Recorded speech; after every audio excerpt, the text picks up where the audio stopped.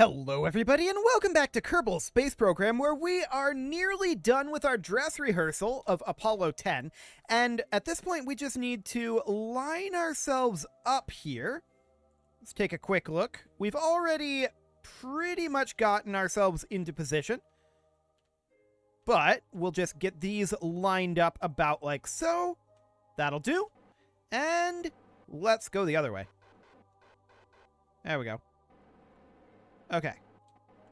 Something along the lines of this. In we go. Phenomenal. Hopefully we don't miss. But it should be good. Now, docking forces are going to take this over very quickly. No problem. Perfect. So we're linked up here. Now we need to move quite a number of things. Specifically, we need to move our crew. So we need to transfer crew. And we'll move that on over here. So we'll move both of these guys over. We are, of course, going to be leaving this here. Although, now that they were actually left in orbit. We're not going to, like, crash it or anything. We don't have the capability. Actually, we do have the capability of doing that, don't we? We would have to lower the orbit here with this engine, so we would end up shutting down this engine, like so. And then we would lower the orbit until we're suborbital, and then raise it back up after a detachment. It's kind of strange, though. We're probably not going to end up doing that. So we're going to gather what data we can up here. We got 14. What all's in here? There's 3 data in here. Okay. I want to transfer this data over to here. So we now have 14 data and 3 data and 1 data. Okay. So we have no data here. I want to make sure that we got everything out of these locations. Yeah, that's locked. I can't actually interact with the mystery goo, which is a little odd. But we definitely should have the data from the barometer and the thermometer. So that should be all of our data collected over. And at this point, do we want to keep this tidy by dropping the orbit? I mean, we've only got 789 meters per second. That said, though, we can pull the fuel out of here. You know what? Let's keep it tidy. This is not, I don't think, what they did in reality. I'm pretty sure they just left... I know they did for the actual landings. I'm pretty sure they just left these in orbit for all of the flights, including 10. But we're not going to do that here. We're just going to bring this on down. We're checking our periapsis here, just waiting for this to become negative. We're basically at the apoapsis as well, so... I mean, we're circularized, so I guess that makes sense. So we're just going to slow this on down. It is now negative, and so we're going to grab what fuel we can out of here. We only have the 1 fuel tank, right? Right. Okay, so there we go. And now we're going to ditch this. So we're going to undock. And we're going to flop around to prograde. And we're going to make our way on back. So we need to raise our periapsis back up to be reasonable. It doesn't need to be perfectly circularized, but we can have it be fairly reasonable. I'm just keeping an eye on this. This is good enough. So we're back in a reasonable orbit here. The moon lander is going to crash into the moon and be destroyed. We're just doing that to keep our orbit clean. This is actually a reasonable time to just burn prograde and head back towards Kerbal. We're in basically the point to do that. So we're going to do exactly that. And of course, ditching that does give us quite a bit more delta V in this tank. So that's absolutely fine. We've got more than enough to head home with. And we can even do a radial retrograde reentry burn if we want to be cautious about it. We probably don't need to, but we can do that. So we're going to bring this periapsis on down here. We're looking for that to be, I mean, bare minimum of 100 kilometers, but really we're looking for it to be more like 30 or 40. Probably 40. So bring that on down. 500, 400, 300, 200, 100, and... yeah, we'll aim for 40 here. Just be a bit on the safe side. So that'll be okay. We have plenty of fuel to do a re-entry burn if we want to. I don't feel like that's super necessary. So, goodbye, Moon. It was fun. We will be back in the very next flight. But not this one. Excellent. So we're going to zone into the Kerbal sphere of influence. And we're heading up towards that apoapsis. There we go. And at this point... ooh, okay, hang on. That warped a little further than I was wanting it to go. Luckily, we got here before we got into our actual... into the atmosphere. Barely. We barely got here before we got back into the atmosphere. So I'm just going to do a bit of a retrograde burn here, basically until we hit atmosphere. Yeah, and we're in atmosphere right now. So I'm going to ditch this. And yeah, that's some wasted fuel, but better to have too much than too little. We might see our photovoltaic panels burning off here. That would be fine. I'm not concerned about that. And let's go. Are we going to be coming down over water here? Possibly. Actually, we're going to be at periapsis very soon. This might be a two-phase aerobrake. We'll see. We might lose enough speed. And yeah, this is almost certainly... Actually, this is something inside of the experiment storage unit, I think, that we're seeing here. This is not the photovoltaic panels overheating, but I don't think we're going to see actual overheats here. We're about 10 seconds from periapsis right now, and we're definitely bleeding off a lot of our speed, but we're still over orbital velocity at this juncture, so we might come in for a second pass on the aerobrake. And that's probably just because we periapsised at 40 kilometers. Maybe we should have targeted 30. It's fine, though. It doesn't actually matter. It's just going to take a little longer in that case. I'm keeping an eye on that apoapsis height. If this drops below 70, then we're not coming back up. And actually, it's looking like it's going to. Yeah, we're not coming back up. So it's all good. 40 kilometers does seem to work. We might actually end up landing in the water, looking at this. We're getting pretty close. We're still above orbital velocity, technically. Now we're starting to drop below it. Yeah, that's not bad. Keep in mind, we're still quite high up, and we're actually still going up at this moment. So we're going to start going down here in 2 seconds, 1 second, and we're going down now. Perfect. Our vertical speed is now negative. We've still got nearly orbital velocity on our horizontal speed, though. So we're coming in pretty speedily here, no doubt about that. But we're still quite high up. This definitely would have been a land landing if we had targeted 30 kilometers. No doubt about that. But this is, at this point, going to be a water landing. And that's what we want to see. That's phenomenal. Dropping under 2 kilometers per second here in a moment. But we're still so high up here. We're not getting a huge amount of drag at this moment. And this is fine. We're not too concerned about it. So at this point, let's physics warp a bit. 34 kilometers. 33. 30 kilometers. We're definitely starting to increase our vertical drop. Okay. 25 kilometers, and moving at about 1.1 per second. Drogue chutes are now available, so let's get out our drogues. And then we'll do our main chutes. We have 4 drogues and 2 mains, and we're hoping that that's enough to land this thing. It should be. This thing isn't that heavy, so it should be reasonably fine. And downward we go. Mains are out. And let's just head down. So we're going to get ourselves a lot, and yeah, we entered into suborbital spaceflight above the moon. We'll do that again later, but that'll do for the time being. We're going to drop on down here. We should have gotten a good amount of science out of that, and we're hoping that it's enough to overhaul our janky Saturn V a bit. That would be ideal. So the drogue chutes alone were bringing us down to about 30 meters per second, and with the mains, we're at about 7-8 meters per second. This is fast enough that it might blow up the heat shield if we were to impact on land, but this will be absolutely okay on water. So no problem whatsoever there. And let's splash it right on down.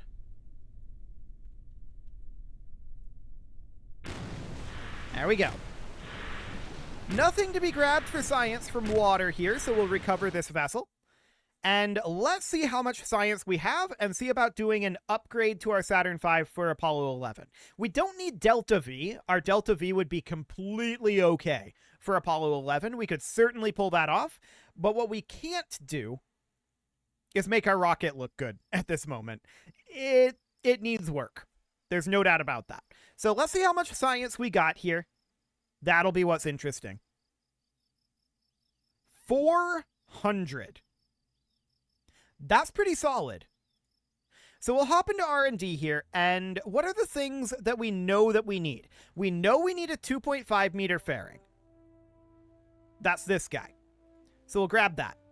We would absolutely love to get large volume containment and get up to the Kerbal size. And the TD-37 decoupler, although I don't think that's strictly speaking necessary.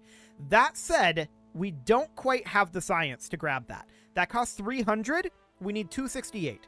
And then if we wanted to have the mammoth liquid fuel engine, it would be a lot more. We're probably going to avoid that. I do want to get large volume containment. So in order to get that, we're going to need what? 32 science? Could we just do a research rights sellout? Or actually the other way. Outsourced R&D. So we would get 1 science for each 12,000 funds. We can't do more than 25% commitment, right? So this is going to cost 228,500. So let me pull up a calculator here. 228,500 divided by 12,209.78. This would net us 18. That's acceptable.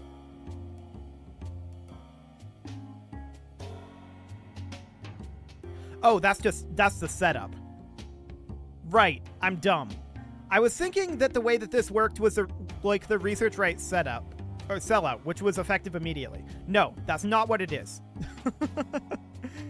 Okay, that is awkward. Very awkward indeed. Well, in that case, this doesn't work the way I thought it would, and actually, I think that this isn't actually going to help us because we get the cheat income. Which, by the way, we need to get our income for that. So we can certainly do that. We can get our income for Apollo 10, and I'm pretty sure this is not going to give us science. Correct. So what we should do is it takes 25% of the fund's income. We're going to have to calculate this. So 25% of that is 50,000, right? So we need to drop this down.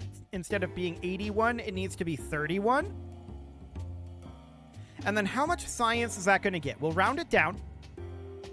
And we can just kind of choose whether we want to do this, I think, in future. So that goes down to 31. And then we get 1 science per 12,000 funds. This is going to be very little because we just spent 50,000 on that. We know this is like 5 science. Okay. So how much would that overall be if it worked the way I thought it did? Which I think, given what we have going on here, we can just cancel this strategy. Yes, cancel that strategy. We don't get the refund, which I'm okay with. We cancel that strategy, and that 50,000 would net us for 12,209.78. 50,000 divided by 12,209.78. That is 4.09 science. So if we wanted to round this up to 10 science, we would need to do... Well, actually, we've done 50,000. What I want to do is 12,209.78. Again, 209.78. And multiply that by the 32 science we know we need. So that's going to be 390,712.96. We can't get quite that accurate with the cheat menu here. So we know that we've already done 50. We need to drop by another 40. So this is going to go to 1391. Okay. So we can definitely drop that right on down. So 1391. There we go. And then we would need to drop by another 1 to round it. So that's fine. And then we drop by another 100,000 3 times. So 1, 2, 3. And that would give us 32 science. We can't actually get 32. But here's what we can do. We can go up by 1, 2, 3, 4. Bringing us to 308. And then we leave the facility, we go into the R&D, we grab our large volume containment in exchange for that science. And then we go into the administration building again. Well, we don't really need to be here. Now we would drop down to 0, and that would give us our 32. Cool. Well, that was convoluted. No doubt about that. But that's how we're going to do the research right sellout, because we can't do that the normal way, unfortunately. That does mean that we just paid a premium of like 200,000 to do that, for the record, over the way it would have worked in the base game. So that's definitely expensive and not something we want to do in the future. We're going to hop into the VAB and we need to overhaul our Saturn V now that we have that set up, right? Now that we have that additional technology. So we're going to go to the Apollo 10 autosave. That's okay. We're going to save this as Apollo 11. And we're going to make a couple of modifications here. Modification number 1. We're going to take this off for the moment. We're going to remove this fairing. We're going to attach a new fairing. Actually, the fairing should be attached on the other side of this decoupler, shouldn't it? Yes, it should. So we're going to put in a 2.5 meter fairing here. The fairing will need to bow out a little bit. We can't just go straight up, unfortunately. So it'll have to be out like this. And actually, for the moment, we should reattach this. The Science Junior is not necessary here. We could consider dropping that. And I kind of like the idea. So we would take these off of here. We would drop the Science Junior. And we would connect like that. It's a little odd, no doubt about it. But we would do then something, I'm just cleaning this up ever so slightly, something like this. We would then have our radial mount chutes, I think, still be mounted here. And then we would ditch these. It would be the same number of chutes, but it's actually dropping less weight. So that would be fine. And then our radial mount parachutes, we would still have 2 of them. And they would be like here and here. Not blocking a window and not blocking the hatch. I like it. Now we're going to build our fairing here. We do have to bow it out ever so slightly, but we're going to try not to have it too bowed out. This is going to be clipping through that Science Junior, isn't it? So if we're going to do that, we might want to have it be like here or so. Yeah, that's much better. So the fairing is going to end up being about like that. Then I want to work on the Saturn V itself from the bottom up here. So what I'm going to do here is I'm going to remove all of these Rockamax Jumbo 64s, and we are going to bow this stage out.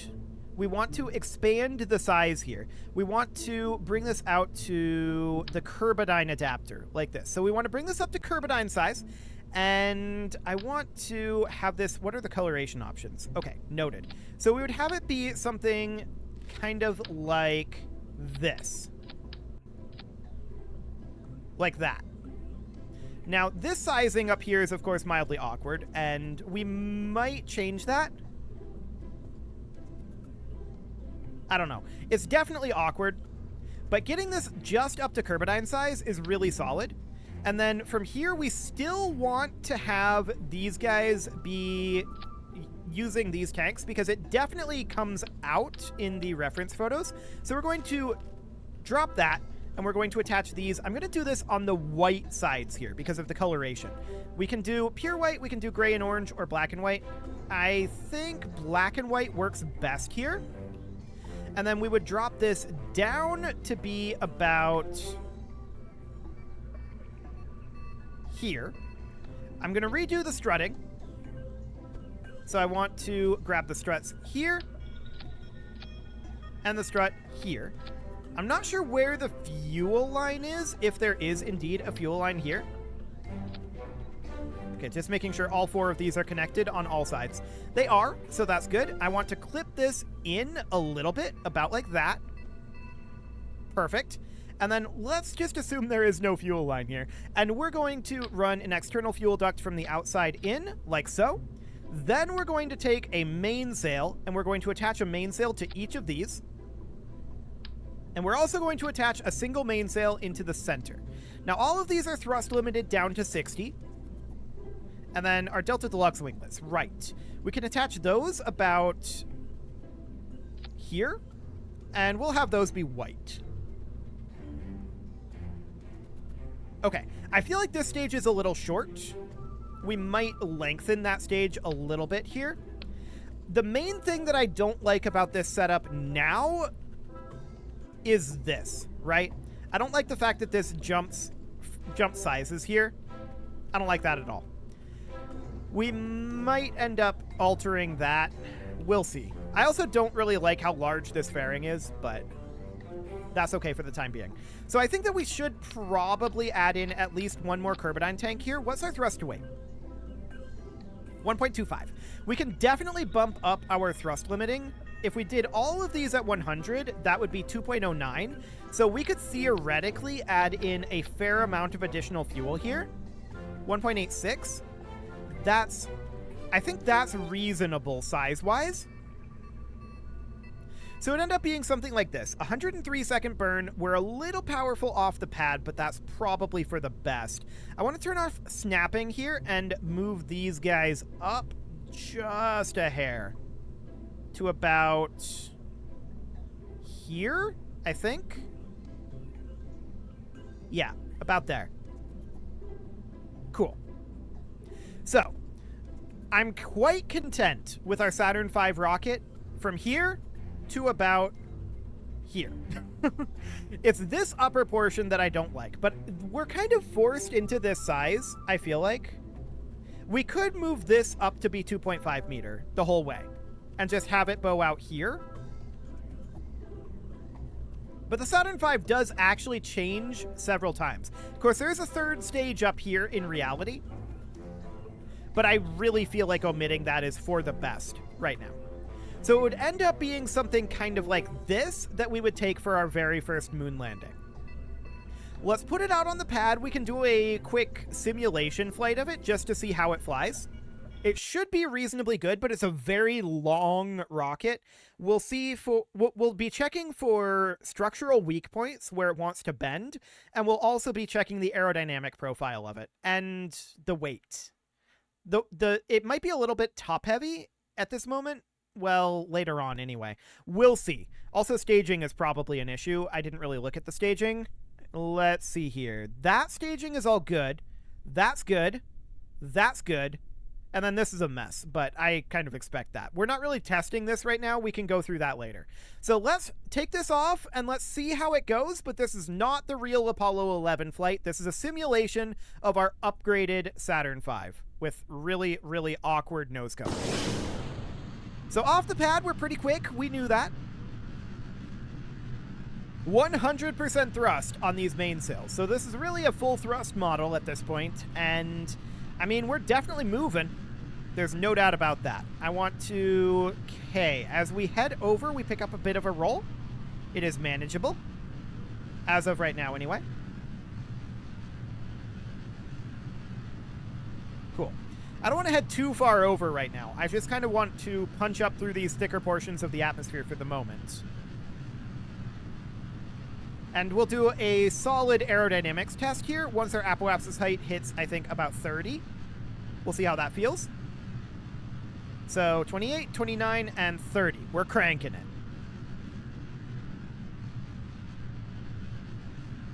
It's quite stable. Well, actually, it's quite flyable. It's both maneuverable and stable, which is remarkable. Okay. I mean, we probably don't have enough altitude here, right? But that was a stress test of the aerodynamics. I'm not seeing any major bending. I'm not seeing any major aerodynamic issues. Obviously, we're too low to be going at the horizon right now, right? But this is an aerodynamic stress test, so that's fine. We've got another 1,000 meters per second in our craft here. I mean, we're probably going to burn up and explode since we're so low. But overall, this is solid. We're basically at orbital velocity right now. Actually, look at that. This is actually fine. Impressive. 300,000 there just from that burn. I mean, we're going to lose some of it because we're still really low. But yeah, that's really solid. So we would end up ditching that, right? And we would just park here like this. And we just coast this. Yeah, this is acceptable. So we're going to revert this. We knew we were. We were always going to revert that back. This works. I don't like the looks of the actual capsule portion at this point. I'm not content with that. but it's about the best we can do given our current tech. And yeah, I think this is very functional. I'm going to change this over into being, instead of being a 1.875 meter, I want it to be a 2.5 meter. These can remain 1.875 meter. Do we want these to be boat-tailed? Definitely not like that. Yeah, there's no 1.875 meter boat tail. Okay. So these are going to remain 1.875 out here. And this is still 2.5. I kind of want to make it be compact almost, instead of a 2.5 meter. I think that looks a little bit better since we don't match the size, right? And I mean, in theory, we could theoretically put a more powerful engine, but honestly, anything above a mainsail is kind of overkill in my opinion. So this would work for our Apollo 11 flight. That seems great. It is time to put a cut in here, so I'm going to go ahead and do that. And next episode, we are going to take this thing off to the moon. You can leave your offerings to the engagement gods in the form of likes, comments, subscribes, and bell ringings, and a very special thank you to all of the channel members for making this video possible, including ALS Gamer, Shadow Wolf, Andy McGar, Spartan News, Nick Smarty, Dimitri H, Punching the Microphone, Soccerman12UK, Kentogan, and all the rest. And of course, you. Thank you for watching. If you'd like to support the channel, you can click the join button down below the video, and as always, I will see you all next time.